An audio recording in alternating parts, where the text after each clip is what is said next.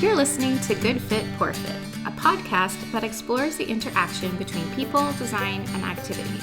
Good Fit, Poor Fit is part of the Universal Design Project, a nonprofit organization with a vision for every community across the USA to have a surplus of homes and opportunities for social participation that are universally and financially accessible. Learn more at universaldesign.org. Hey there, Good Fit, Poor Fit listeners, and welcome back to another episode. Today we have a special treat for you because we're starting a new series called Candid Conversations. We are digging deep into some content we worked on a few years ago with some previous OT students that you may have watched on our YouTube channel. Our current OT students, Sally and Lauren, are learning how universal design is being applied in a home setting, and that means learning about how people of all abilities can use a home well based on the design. They're making connections between each of these stories from those YouTube interviews, and I'm excited because they are gathering themes that they're going to share with you in this new podcast series. I'll let Sally do more of an introduction for you all. In these upcoming podcast episodes, Lauren and I will be discussing the perspectives of the 24 people who participated in interviews with the Universal Design Project a few years ago. These 24 individuals shared their thoughts and experiences about living with a disability in their home and community environments. As Sarah mentioned, their interviews are posted to the Universal Design Project YouTube channel if you're interested in watching them in full, but we will share the links in our show notes of the people who are featured in this episode. We will discuss how and why these individuals face barriers in their home and community settings, and how home and community design does or does not support their individual differences. We want our listeners and the public to understand that the individuals' differences are only a quote unquote problem when the environment does not support them. So we are here to highlight these barriers and talk about design elements and solutions that help provide accessible spaces for all. Yes, I think that's a point worth highlighting, Sally. The idea you just mentioned of an environment being a barrier to a person's participation is really an example of what we call the social model of disability. And that is that barriers in environments and societies are disabling to people as opposed to people being inherently, quote unquote, disabled themselves. This shifts the quote unquote blame for disability from an individual to the environment or society surrounding them. And this perspective on disability is extremely useful in our work. Yes, I love the point about the social model of disability. This way of viewing the world brings in environmental barriers as well as attitudinal barriers, like you guys were both mentioning, where we all need to look at the redesign of spaces and say, what would be the most functional for everyone, rather than saying, well, it works for me. Not experiencing an impairment or disability is a temporary stage of life for everyone, so we should all be prepared to have spaces that accommodate for our future needs. While listening to all of these stories and unique voices, I recognized a common thread among a few of the interviewees. A handful of people talk about their experiences with temporary disabilities or injuries. These are impairments that are short-term. Think broken bones, concussions, or impairments following surgery or medical treatments. I'm really excited to discuss temporary disabilities in the context of universal design because I think this topic is a bit more tangible or relatable to more people. You never think you will have a chronic condition until it actually happens, but it's easier to imagine the possibility of breaking a bone from falling when walking the dog because stuff happens. When people can imagine themselves in that position, or when they are in that unfortunate position, they can better understand how our homes and community spaces may not be all that accessible due to their lack of universally designed features. Well put, Sally. The fact of the matter is that any one of us can become disabled, whether permanently or temporarily, at any point in our lives. So, this is a really important perspective to explore. A few interviewees share their experiences with temporary functional limitations resulting from injuries like broken bones, a back injury, cancer treatment, and Guillain-Barré, a rare autoimmune disorder. I hesitate to put cancer in the temporary disability category because treatment is super detrimental to the body and can have serious lasting effects. It's also important to mention here that the majority of people will make a full recovery from Guillain-Barré, but many individuals have lasting effects or face long-term complications. But for the sake of our conversation, these diseases or disorders are relevant to our topic of universal design for the unexpected. One of the interview subjects, named Sarah, who we will introduce more later on, mentions that after going through cancer treatment at such a young age, she definitely wants to prepare for the unexpected by buying a single level home because you just never know what's going to happen in life. That's definitely a really good perspective to have that I don't think quite a lot of people do with that one level living.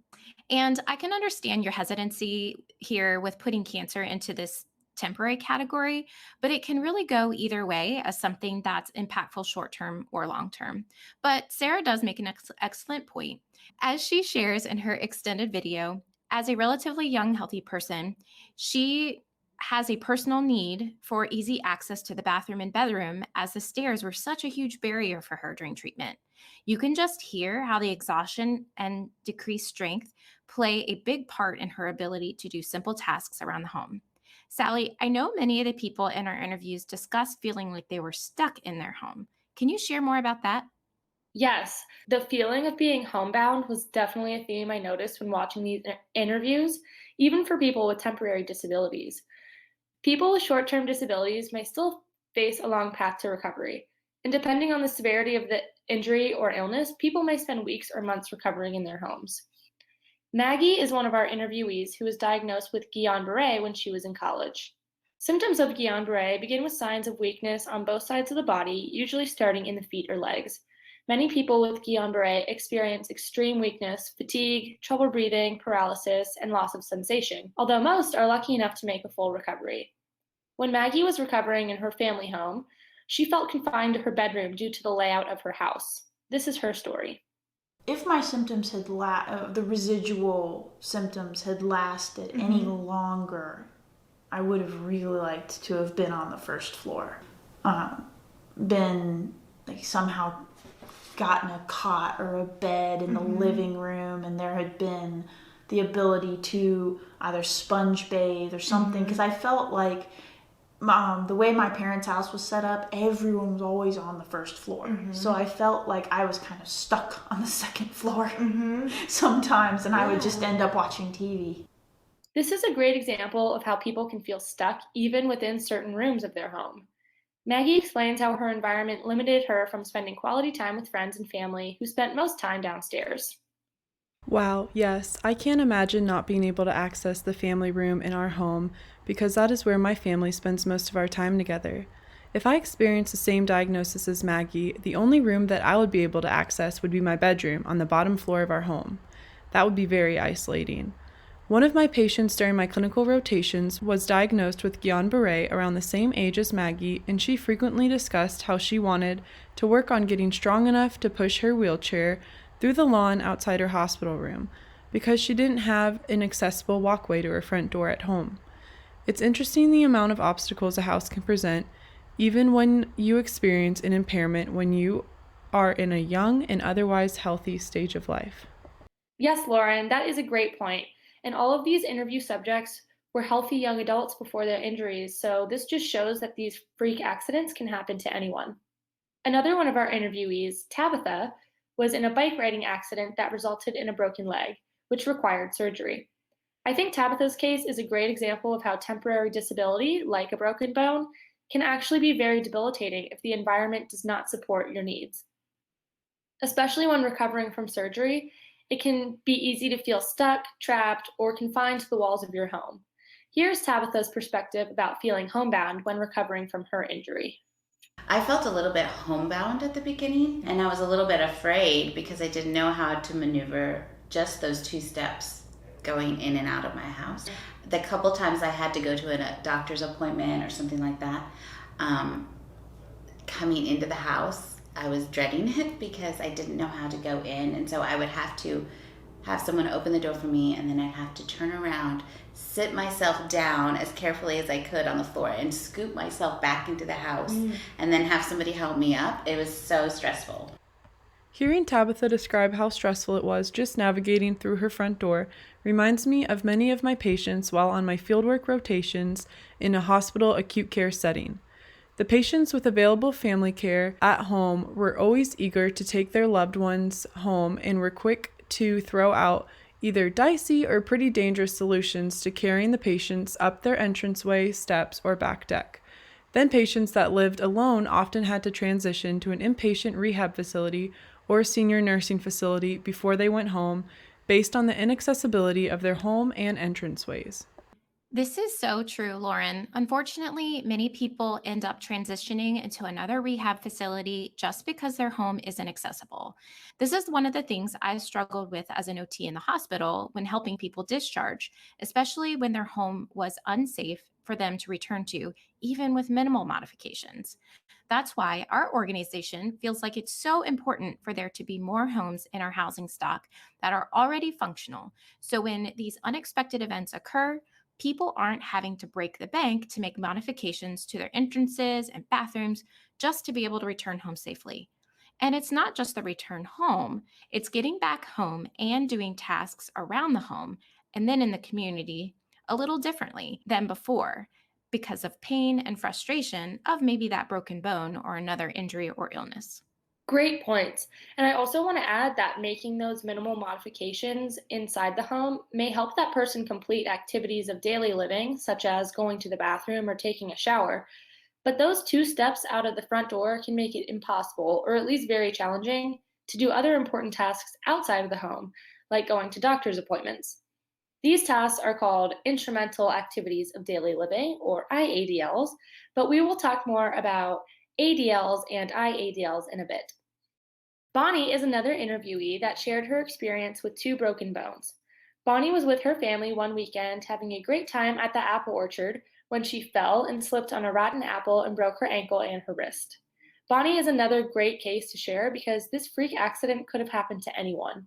She shares her experience of feeling homebound during the first few weeks of recovery from her injury.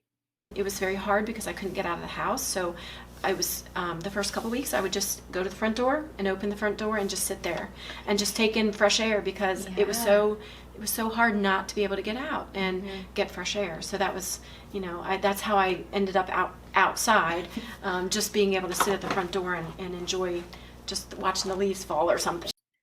This feeling of being homebound can be very challenging mentally and emotionally. As Bonnie mentioned, being quote unquote outside, even if it was just in her front hallway, made her feel less trapped and a little more at ease. But having a patio or a porch with a 0-step entrance would have allowed Bonnie to spend more time actually outside in this space. Or maybe she could have even taken a slow stroll with her seated walker around the neighborhood. Again, we are seeing that even those few stairs upon entrance can be really limiting to people with disabilities, even if they are just temporary. The closest thing I have experienced to being homebound was all the time I spent at my parents' house during the beginning of last year when the pandemic began. The only thing keeping me from going absolutely stir-crazy was knowing I could go on a run or do a new mini home remodel project outside when the weather was nice. I can't imagine how Bonnie felt, even though she knew it was a temporary state. After just 2 rainy days in a row, I started promising myself I'll never take for granted the psychological benefits of going outside and enjoying the fresh air and sunlight again. For some individuals with temporary disabilities, feeling homebound may only last for the beginning stages of recovery. However, many people face new challenges within the community when they are able to return to their routines and IADLs outside of their homes. Not all IADLs are activities we complete outside of the home, like meal preparation and cleaning we do inside of the home, but some community IADLs include shopping and using transportation. Shopping is one IADL that came up frequently when people were talking about their struggles returning to the community.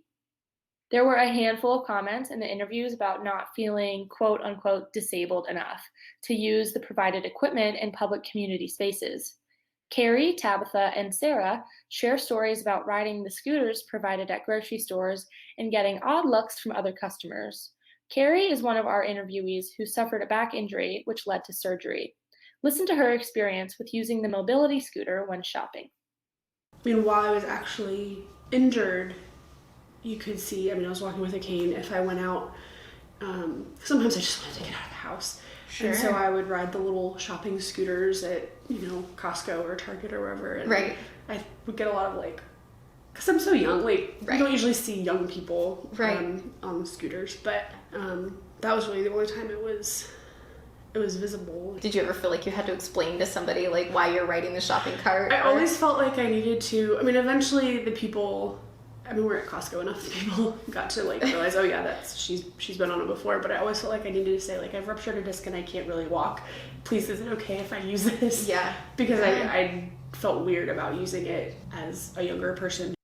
Tabitha also expressed how she felt like she needed to justify using the scooters because her disability became invisible at a certain point, even though she was still experiencing pain and fatigue. You need to get some shopping done, and so you like go to Walmart and you're looking at those electric carts. And you're thinking, I just want to ride that because I'm so tired and my leg is really tired. And yet at the same time you feel that you're not disabled enough to use them. At least I do that, you know, because I think, well, I can do it. Tabitha goes further to say that she used to wear her brace out in public if she knew she was going to need a scooter, even when she didn't need the brace anymore. Tabitha felt more comfortable wearing the old brace to avoid judgment, which I think says a lot about what society imagines when they think of disability. Having that visual cue or indication of an injury, like seeing a cast, a brace, or someone using crutches, is usually what people look for to determine who actually is disabled. However, people like Tabitha can be just as in need of that scooter due to pain, fatigue, or other invisible symptoms as someone else may be wearing a cast. Yes, I can imagine it's hard enough to go in public when you're experiencing more difficulties than normal, but having to worry about what other people are thinking or saying to you because of it would make going out even more of a strenuous task. Cystic fibrosis is another invisible disability that I can think of where they might have similar issues as Tabitha. Cystic fibrosis is an inherited life-threatening disorder that affects the lungs and digestive system, but if someone didn't tell you they had it, you wouldn't be able to tell by just looking at them. These individuals may also experience fatigue or shortness of breath doing everyday tasks like grocery shopping, but since they look healthy, they may be judged for using the electric scooters at the store. While most people may not think twice about someone with a leg amputation riding an electric scooter, those with a visible disability such as epilepsy, autism, brain injuries, or rheumatoid arthritis might experience more judgmental stares when they require accommodations in public spaces. Sarah is another interviewee who mentions feeling judged for not looking disabled enough to use the provided equipment in stores. We talked briefly about Sarah earlier, but she is a young woman who was diagnosed with breast cancer in her late 20s. Sarah would often get judged because people don't think of 20-year-olds when they think of cancer, so she also fell victim to the disapproving looks and stares. I had to push one of those, electronic baskets and the scooters. That was my life. And then I would get these weird looks from everyone. Okay. Like, what is this young person doing in this cart? Because, a lot of people judge me based upon my age because they don't know what I'm going through. And that was just a little tough to go through. On the same topic of accessing community spaces, I want to mention the issue of parking. People with permanent disabilities can acquire a handicap tag and park in the accessible parking spaces. However, people with temporary disabilities do not have the same privilege. Sarah talks about her experience with parking when going to doctor's appointments. Another thing that was tough was just getting to the hospital or just getting to any appointments. We don't get handicap stickers for being cancer patients. I don't know how the whole process works, but I feel like it would really come in handy if we had some type of temporary permit to park closer to the building, because there was times where we had to park far and I couldn't make that walk. So whoever I was with at the appointments, like my husband, would have to go and get a wheelchair and come back out and get me and wheelchair me all the way to my appointment, which took extra time. But that was just definitely tough, like a huge change that I wish was easier for us at the time. Tabitha also mentions how after the bulk of her recovery, and even still to this day, she struggles to walk long distances. I still think about where can I park that's close to where I'm going, because it actually takes a lot of effort for me to walk here and my leg gets tired very quickly. And I mean, of course, I'm working on it, physical therapy and trying to strengthen it. Sure. But it's just not the same as it used to be. So I think about that stuff a lot. Maggie also shares her parking experience and said that she was fortunate enough to have a handicap placard when she was attending college on campus. Maggie said that being able to drive and having her handicap parking privilege was one of the biggest assets she had when attending college while recovering from Guillain-Barré. Bonnie is another one of our interviewees who expressed her frustrations with parking in community spaces. Here is her perspective. Been things that I've missed, even home group. We go to home group in an apartment complex that doesn't have accessible parking close by, and to be able to even take any of my devices to get into the building, especially on extremely cold nights, it's just I just can't do it. It's just too much. So I've neglected going places for that reason. Couldn't go to the grocery store alone until just this week, and then I figured out a way to do that. But again, it takes a long time to figure stuff out, and it would be nice if we didn't have to take that long. Bonnie highlights a very important point here about how lack of accessible parking can really limit you in the activities you're doing in the places you want to go.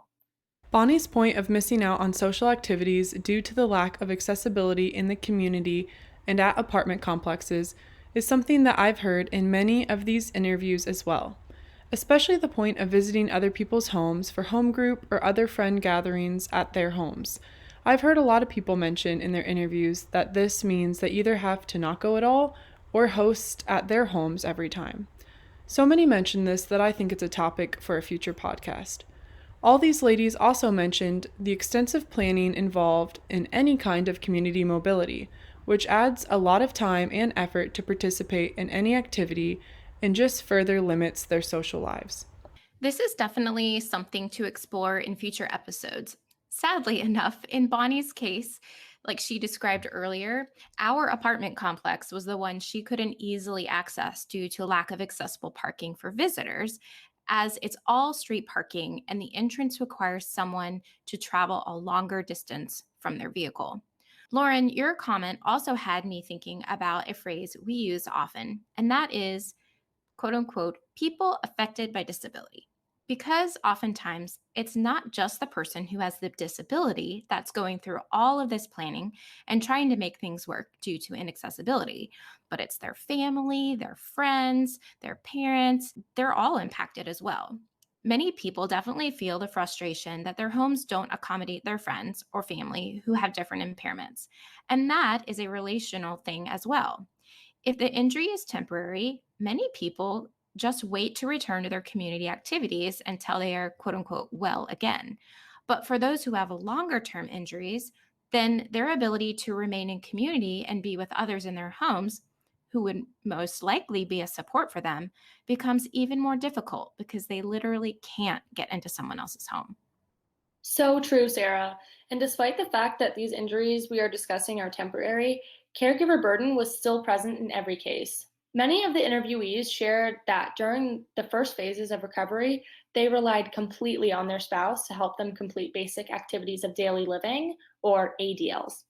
ADLs are simple tasks we do each day that most people probably don't even consciously think about. These activities include eating, bathing, dressing, grooming, and toileting. When a person with an injury or disability cannot complete these basic tasks we do each day, the act of completing a simple morning routine may be impossible without the help of a caregiver. The interviewees expressed that they felt guilty about asking friends and family for help with these tasks, and that they faced another mental burden of coming to grips with being dependent after being so independent before the injury. Something that can help ease the burden of caregiver responsibilities, as well as provide more independence to people with temporary impairments, is adaptive equipment. Tabitha, Bonnie, and Carrie share their experiences with their support systems, caregivers, and the equipment that helped them get through these tough times. Carrie mentioned that at one point in her recovery, she could not physically take a shower if her husband was not home to help. Here is her perspective. And we had friends and my mother-in-law and sister-in-law and came and cleaned our house one day, that they would come and just clean because it was a lot on Ben to be working all day and taking care of me because I was requiring a fair amount of help. I wouldn't shower if he wasn't there. Right. Just different things like that. Plus keeping up with the house was just a lot on him. Carrie ended up using a shower chair, which eased the burden a bit from her husband Ben, But having a zero-step shower with a removable shower head would have also made this task easier for both Carrie and her husband. Tabitha is another one of our interviewees who makes a wonderful point about the accessibility of equipment for people with temporary disabilities. People with a more permanent disability, they have their established wheelchair or their established something that they use all the time. But when you have it temporary, you don't have that. So you're just kind of using what you have right then. And a lot of people, I think, don't have their own wheelchair to use in a store or something like that. So if a store provided one. So I definitely started picking stores that had a cart, electric shopping cart, or they did have a wheelchair. Tabitha suggests that stores and other public places should provide wheelchairs for those with temporary disabilities who don't have their own equipment. She makes a wonderful suggestion because actually, ADA regulations state that public accommodations do not have to provide their customers or clients with personal devices such as wheelchairs. Bonnie shares her experience coming home from the hospital after breaking her ankle and wrist.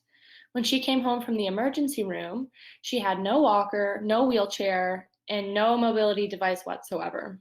There are places in the community, and I think like in our church, where folks have shared their devices with other folks that have needed them. A lot of the time it's temporary, but you can have a place where you could go rent some of the things that I was lucky enough to have people share with me. Yeah, totally. So you could set up something like that, or even some churches could do that, or some of the physical therapy places could do that and not charge an arm and a leg. Just let them borrow it for a short time. And I think to get people on devices that actually will meet their needs is important too. I think Bonnie presents a wonderful idea here that could be so beneficial for all people recovering from temporary disabilities. This equipment share she talks about could also be useful for those with permanent disabilities who maybe are experiencing complications with their normal devices. These conversations bring me back to the experiences I mentioned earlier while on fieldwork in a hospital.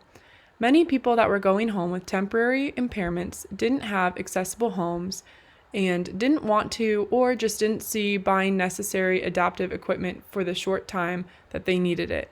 So they resorted to furniture walking, using Home Depot buckets as shower chairs, or other makeshift compensation techniques. Patients would also say, "Oh, I don't need that adaptive equipment. My husband or wife will do that for me," which is nice if that works for them. But the future OT in me didn't like when patients said this because of the use it or lose it principle, which is so true. What I saw more often than not is either the person returned to the hospital in worse shape than before due to either an accident, losing the functional ability to complete the task, or just caregiver burnout. When older couples depend on their spouse as a full-time caregiver, this can be very taxing very quickly, but this can become too much even for younger family members. I remember one middle-aged gentleman that went home against medical advice due to the setup of his home and his current functional abilities because he had 3 college football players' sons that said they could carry him wherever he needed in the home. He returned to our hospital a short time after because it was just not feasible to live in his current home, even with a lot of family assistance. Yes, Lauren, I'm glad you brought up those Home Depot buckets as shower chairs because we will talk about those makeshift devices even more in future episodes. It's great that people can be so creative, but some of these devices are actually really dangerous and could lead to further injury or disability. Having functional devices and a universally designed floor plan would help people be able to return home to a safer environment. I would like to wrap up this discussion about temporary disabilities with a quote from Bonnie. I think she did a wonderful job summarizing the importance of a functional environment and how a functional space leads to independence and therefore less caregiver burden. So I just want people to recognize that this is hard for anybody, even if it's temporary, but that we all need to recognize that there are a lot of people out there that this is not temporary, and that we need to recognize that they need as much help as they can in their environments and let them be independent, because that's where you get your esteem from, your independence. Wonderful points, Lauren and Sally. And I think it's definitely an important reminder to our listeners and to those who build and design homes as their profession to remember that many people who find themselves even in a temporary situation like these are often so thankful when their home is already functional and meets their needs. When it's not, it's just one added frustration after another, probably even more compounded by the stress of medical bills too. By designing and building homes with easy access in and out, bigger bathrooms with no steps into showers, and bedrooms and bathrooms on the main level, we can set people up for success from the start when something unexpected, like an illness or injury, pops into our lives. Stay safe, friends, and we look forward to sharing more candid conversations with you very soon. Have a good day.